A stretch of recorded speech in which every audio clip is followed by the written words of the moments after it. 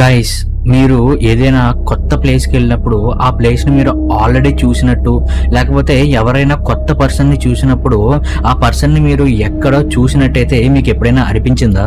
ఈ సిచ్యువేషన్నే డేజావు అని అయితే అంటారనమాట. డేజావు అనేది ఒక ఫ్రెంచ్ వర్డ్ అనమాట.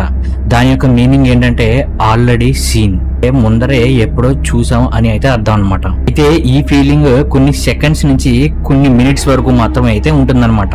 అయితే సైకాలజిస్టులు ఏం చెప్తున్నారంటే, మనం ఏదైనా ఒక ప్లేస్కి వెళ్ళినప్పుడు ఆ ప్లేస్ యొక్క స్మాల్ డీటెయిల్స్ అనేవి మన బ్రెయిన్ సబ్ కాన్షియస్ మైండ్లో అయితే స్టోర్ చేసుకుంటుంది అనమాట.